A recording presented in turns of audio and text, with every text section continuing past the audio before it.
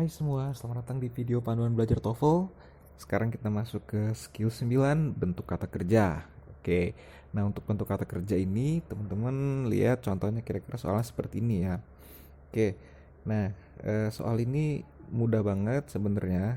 Kalau teman-teman udah tahu trik kuncinya untuk ngejawab soal di skill bentuk kata kerja ya. Oke, jadi permasalahannya nanti selain subjek dan predikatnya sesuai atau tidak, lalu ada elliptic structure ya, ada conjunction tuh setara atau tidak, lalu ada bentuk komparatif superlatif, dan kali ini kita akan belajar tentang bentuk kata kerjanya. Nah, jadi kalau soal seperti ini jangan bingung-bingung teman-teman, sebenarnya ini mudah banget.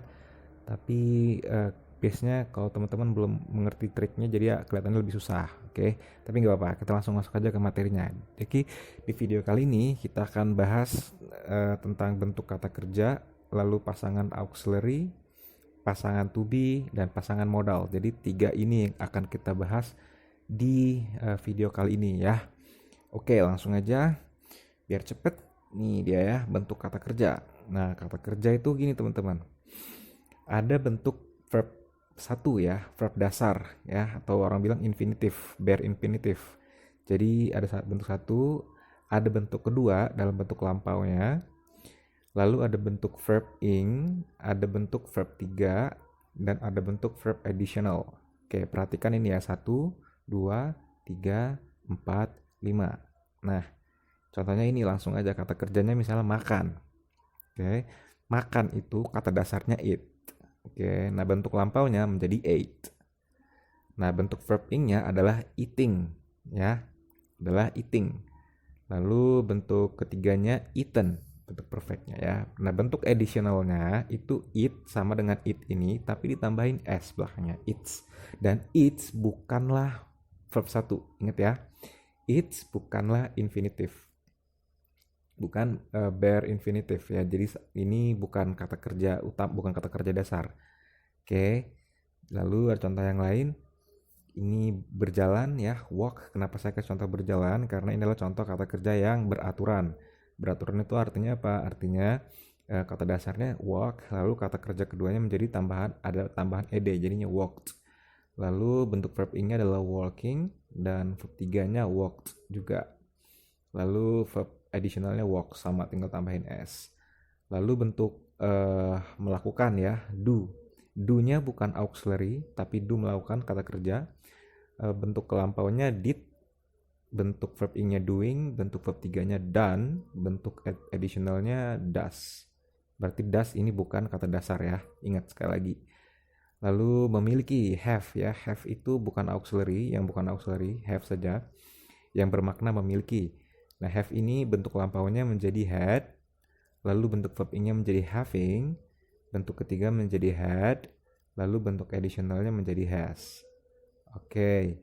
Nah, ini yang bentuk kata kerja, tapi nanti do dan have itu akan juga ada hadir dalam bentuk auxiliary ya. Oke. Yang pahami dulu saja ini. Langsung kita masuk ke auxiliary. Nah ya.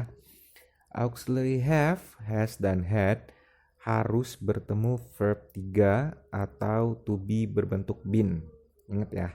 Jadi have, has, had tidak boleh bertemu kata kerja yang lain nih, yang lain selain kata kerja ketiga ini. Nah ya, jadi have, has, had hanya boleh ketemu itu tadi, bentuk verb 3 atau to be dalam bentuk been ya.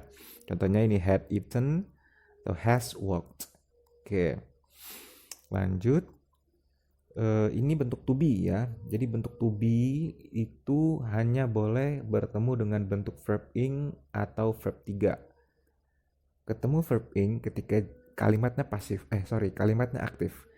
Tapi ketemu verb 3 ketika kalimatnya pasif. Maksudnya gimana? Nih contohnya. Sedang makan ya, artinya sedang makan. Itu saya sedang makan, I am eating. Dia sedang makan, he is eating. Dia itu aktif ya, dia makan. Tapi bentuk pasifnya akan menjadi seperti yang to be ketemu verb 3, dimakan. Nah, gitu ya. Jadi kalau to be ketemu verb ing maka artinya melakukan. Tapi kalau to be ketemu verb 3 maka artinya di ya. Dimakan. Begitupun ini was talking ya. Lalu ada were talked. Oke, yang dibicarakan. Itu untuk to be.